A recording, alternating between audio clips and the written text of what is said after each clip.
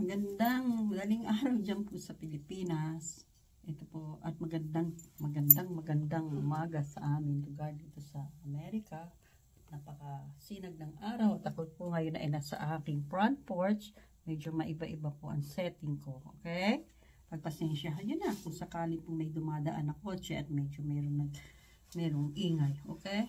But anyway, ito po muli si Dr. Amaya Bongko. Bumabati po sa inyo ng malulhating magandang madaling araw po. Okay? A blessed good morning. Okay? Anyway, ang topic ko po ngayon tatalakayin ay ang tungkol sa rabies. Although masasabi nyo, hindi naman tag-init dyan sa Pilipinas. Well, anyway, hindi naman po tag-init. Ang incidence nga ng rabies ay medyo mataas din kasi wala namang pinipili na araw o buwan ang mga aso na nauunod. Okay? Kaya ating tatalakayin yan kasi marami na din sa Pilipinas sa mga nag-aalaga ng aso at usually, may mga asong pag-alagala.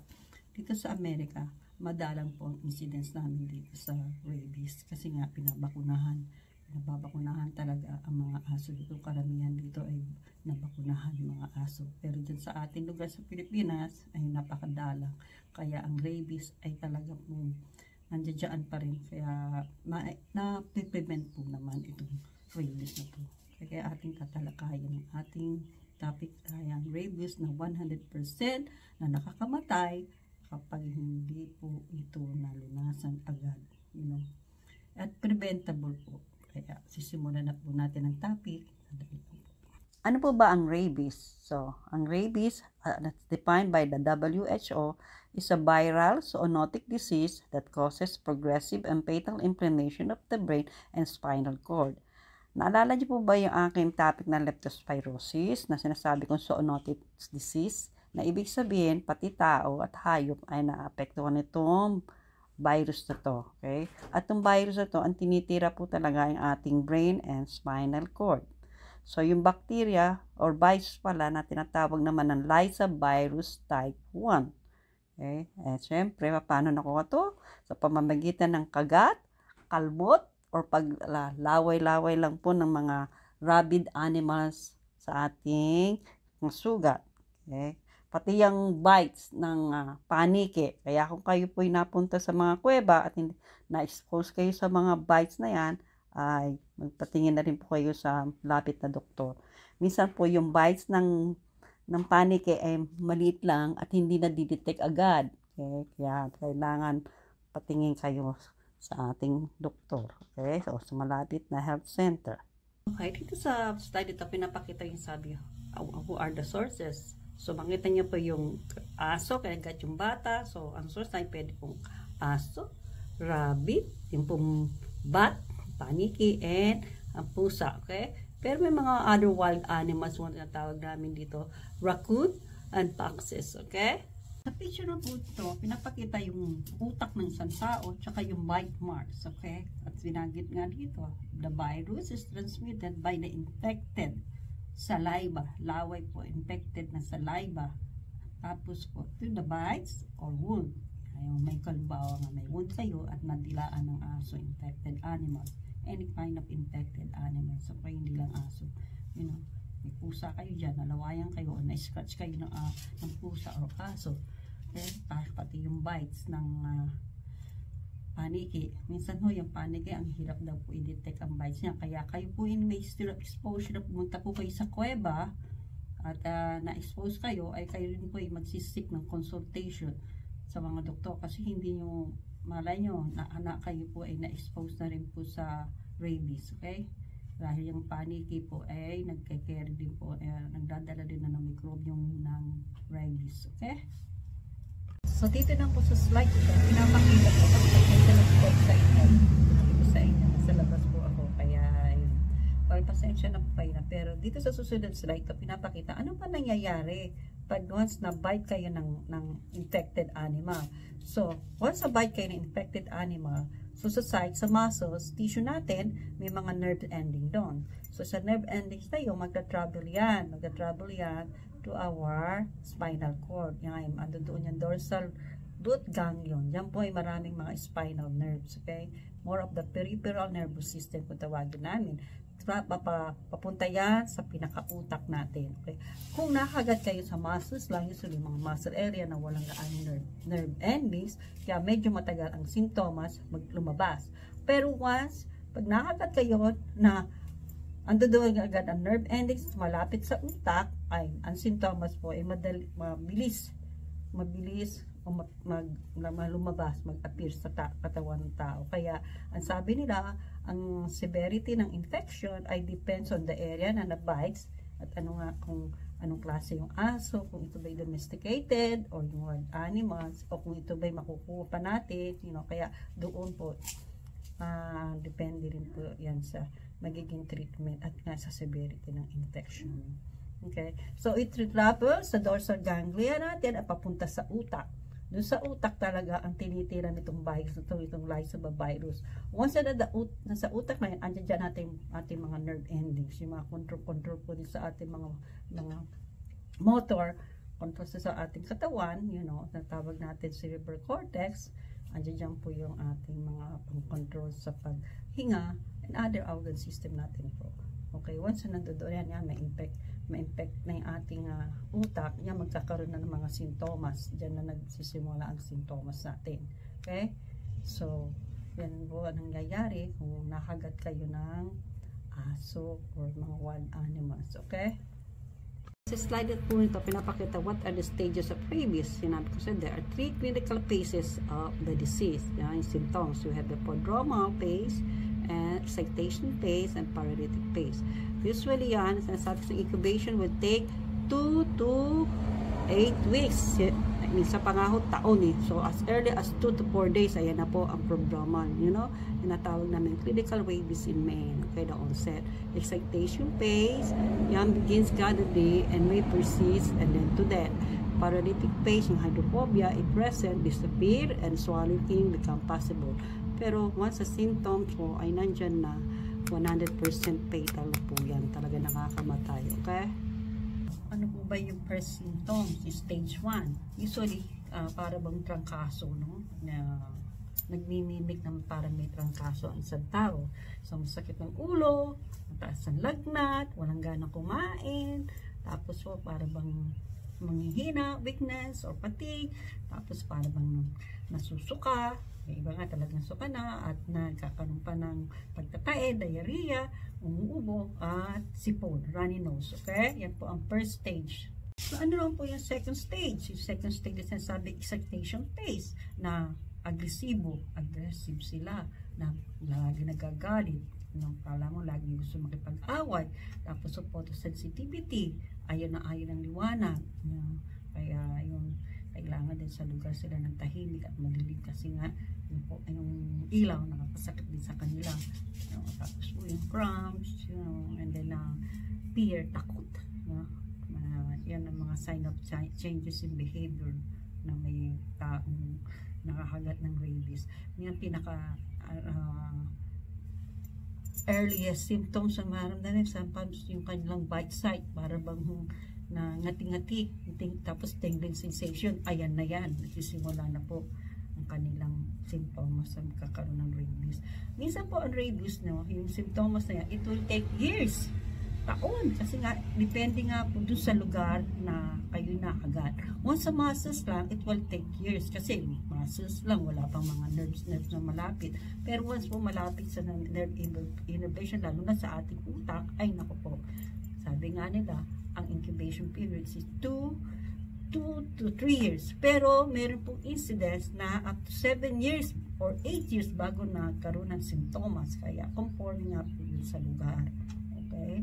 Pero once na nag-set in na ang sintomas, ay naku po, wala na pong gamot, wala na pong magagawa tayo. Hindi din na yung sintomas kasi nga itong rabies talaga 100% fatal. Pero may mga nabuhay din po, pero mabibilang-bilang pang 5 lang po. Okay, may tinatawag tayong kaming Milwaukee Protocol, na ginamit to sa isang pasyente at nabuhay. Okay, pero sa ngayon hindi na rin yata yung ginagamit kasi delikado naman talaga. Yung pasyente, wala man lamang anti-rabies na binigay ko, inobserbahan lang ko. hydrophobia. Pero nakakatakot. Pero talaga po ang survival rate nito ay napakaliit. Okay? Bibihira ang nabubuhay. So, ano naman po yung third stage? Ang third stage yan po yung tinatawag natin hydrophobic stage. So, nandiyan na po yung hydrophobia. Okay? Takot sa tubig. O, bakit ba nagkakaroon sila ng pill sa tubig? Yung sight lang ng tubig. Because yung kanyang ating laryngeal, yung laryngeal na muscle dito, nag-i-spasm. Kasi mungay nagko-contract. Masakit po yun. Kasi nga innervation sa larynx, Kaya, pag nakita nila yung tubig, na-stimulate po yung nerves doon na mag-spasm yung mga muscles. Napakasakit para sa kanila lumunog. Pag nakakita sila ng urge na to drink, kahit hindi tubig, ay talaga po nag-spasm sila. Kaya masakit yun sa kanila. Pangalawa nga yung hypersalivation. Maraming laway-laway. Sa pangabula kasi nga yung virus nasa salivary glands, nag-enhance yung secretions. Kaya ang dami pong saliva. Kaya minsan nga bumubula-bula pa ang mga labi. Para nga yun naman katulad ng sintomas sa mga aso. Pasensya na kayo sa ingay kasi marami pong dumadaan sa sakyan. Okay? So, paano mo ba nadadiagnose itong rabies? So, siyempre, medical history. Kung gusto nyo napunta ba kayo sa isang kuweba o nakagat kayo ng wild animals o yung domesticated na alaga nyong hayop, nakagat kayo. Kung hindi kayo sigurado nga po sa inyong aso na kahit ba domesticated, patingin na rin kayo sa doktor. Okay? At mapayuhan kayo. Yan nga yung sign and symptoms, sintomas. Okay? Examination. Sabi ko sign and symptoms to take 1 week before magkaroon ng sintomas hanggang sa years. Okay? Na magkaroon ng sintomas na yan. At huwag nung kakalimutan na kayo ay may history pumasyal doon sa isang lugar na may kuweba o nadawayan kayo ng aso o nakalimot kayo, inyo po yan papatingnan. Huwag nyo nang basta-basta kahit iba yung pet nyo po yun. Okay? Examination nga po. And then yung mga biopsy, testing ng mga sa utak ng sacrifice na mga wild animals na pinapatay, na-examine agad yung brain para ma-isolate yung kanilang rabies na virus pati nga sa saliva, other secretion. Kaya yan po ang pamamaraan na paano ma-detect ang rabies. Okay? Na po tayo ngayon sa management or treatment, paano ba gagamutin ang rabies. So, pag kayo po'y nakagat ng aso o any infected rabid animals, ang una yung gagawin ay hugasan muna mabuti yung site na nakagat. Okay? Tubig at syempre sabon. Kailangan po hugasang mabuti mga 5 or 10 minutes. Sinasabi din mag-apply kayo ng 1% ammonium compound. After na-wash na yun. And all the soap has been removed. Okay? Management ito ng mga doktor. Pero kayo sa bahay pa lang, hugasan ng mabuti ang lugar na nakagat o nanawayan man lang. At bago tapos napunta kayo sa doktor. Dahil sa doktor, titingnan kung kailangan po talaga kayo mabigyan ng anti-rabies doon or rabies immunoglobulin doon sa site na nakagat. Kasi dalawang klase po yan. Anti-rabies vaccine at tapos anti-rabies immunoglobulin po. Yung immunoglobulin i-inject diretso doon sa site na nakagat. Kung lalo na talagang wild animals at talagang may rabies yung kumagat sa inyo. Napaka-importante po yun. At para malunasan agad, mabilisan. Lalo na pag na-rabies ng aso, sana po within 24 hours, mabigyan agad kayo ng bakuna. Para hindi na kumalat ng masyado yung rabies. At ma-impede ang pagdami sa katawan. Okay? Conforming nga po dun sa laki ng site o whatever site is that, minsan po ang gagawin ng doktor. Pero hindi nila po yung tatahiin. Hindi ako naka-antitetanus, siyempre sa antibiotics, yung kailangan para ma-cover din ang superimposed bacterial infection. Okay?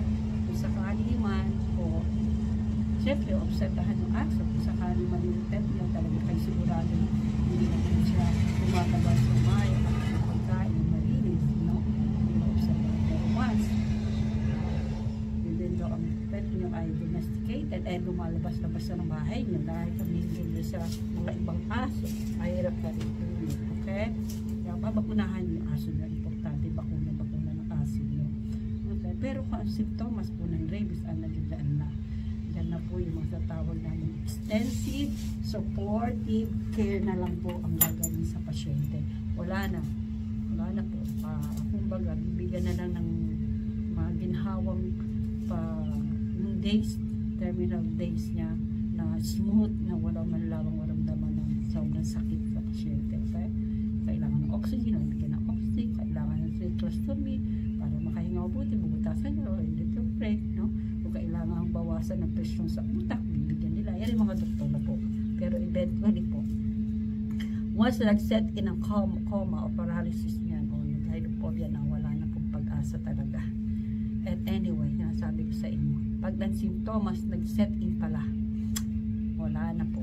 Talagang agresibo ang virus, napaka-agresibo. Kaya kung makagat kayo, nakalmot kayo, hindi kayo sigurado kung kayo ay na-expose doon sa mga rabies na bats, ay pumunta na kayo sa doktor. Huwag nyo na maghintay na keso. 10 days pa naman yung observation. Ay, hindi kayo sigurado pa bakuna na kayo. Mahirap po yun.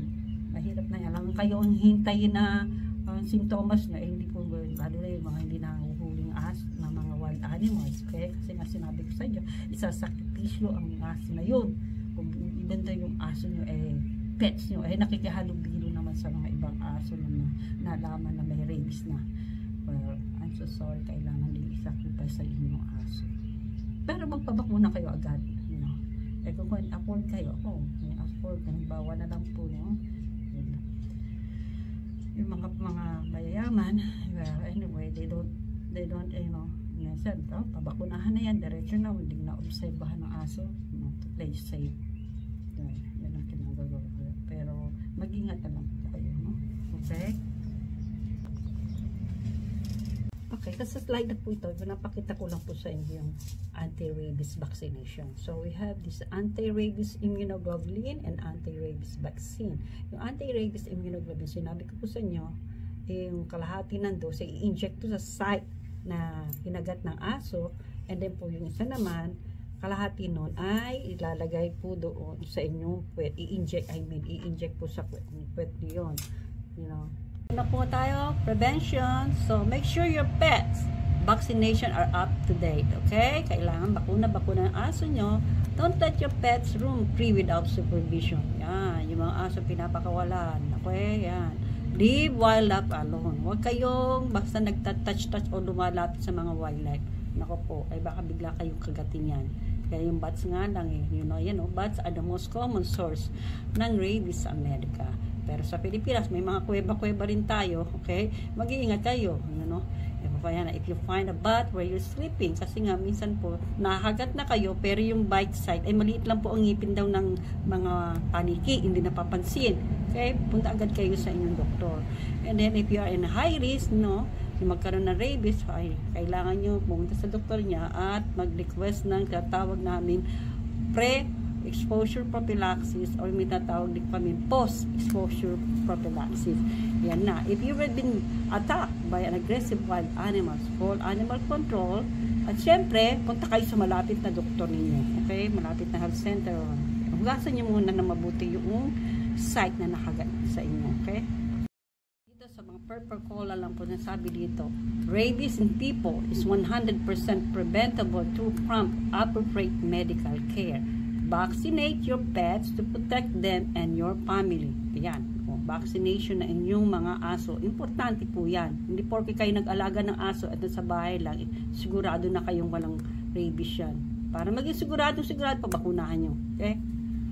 Sa mga kabayan po dyan, o yung papaano na po, sana po may natutuhan kayo sa ating topic ngayon, yung anti-rabies na pwede naman po maiwasan.